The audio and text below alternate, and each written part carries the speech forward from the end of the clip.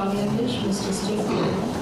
এটি এমন একটি সময় অনুষ্ঠিত হচ্ছে যখন দেশ একটি জাতীয় প্রচেষ্টার মধ্যে দিয়ে যাচ্ছে, যেখানে গুরুত্বপূর্ণ খাত ভিত্তিক সংস্কার প্রস্তাবের উপর রাজনৈতিক ঐক্যমত গঠনের চেষ্টা চলছে।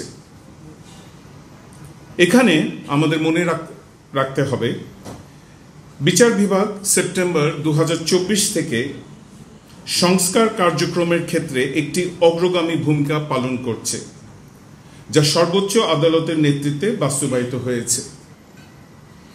তদুপরি বিচার বিভাগের বিস্তৃত এবং বিশদ খাতভিত্তিক সংস্কার প্রস্তাবসমূহ প্রয়োজন অনুযায়ী সংশ্লিষ্ট সংস্কার কমিশনগুলোর সাথে ভাগাভাগি করা হয়েছে এবং তাদের প্রস্তাবে সেগুলোর প্রতিফলন দেখা যাচ্ছে।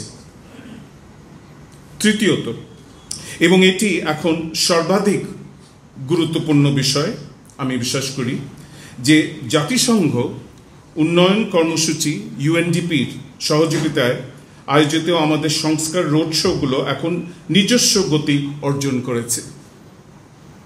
এর ফলে দেশের জেলা বিচার বিভাগ এবং বিচারিক ম্যাজিস্ট্রেসি তাদের সংস্কার কার্যক্রমের মালিকানা দাবি করতে আত্মবিশ্বাসী ও ক্ষমতাবান বোধ করছে এবং এটি তাদের অধিকার।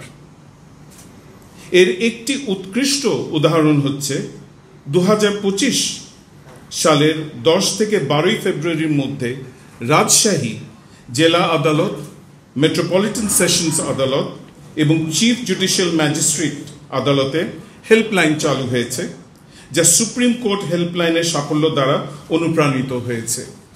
এই উদ্যোগ বাংলাদেশ সুপ্রিম কোর্টে কয়েক মাস আগে আমার প্রবর্তিত 12 দফা নির্দেশনার ভিত্তিতে গড়ে উঠেছে, যার লক্ষ্য হল জনগণ কেন্দ্রিক বিচার প্রদান ব্যবস্থা স্থাপন এবং সাধারণ জনগণের জন্য দক্ষ ও দ্রুত সেবা প্রদান করা। এই ময়মনসিংহ সেমিনারের ভূমিকা হবে সেই প্রক্রিয়াকে আরও এগিয়ে নিয়ে যাওয়া। অন্য কথায়, আমাদের এখন আমাদের সংস্কার প্রচেষ্টাগুলোর স্থায়িত্ব নিশ্চিত করতে হবে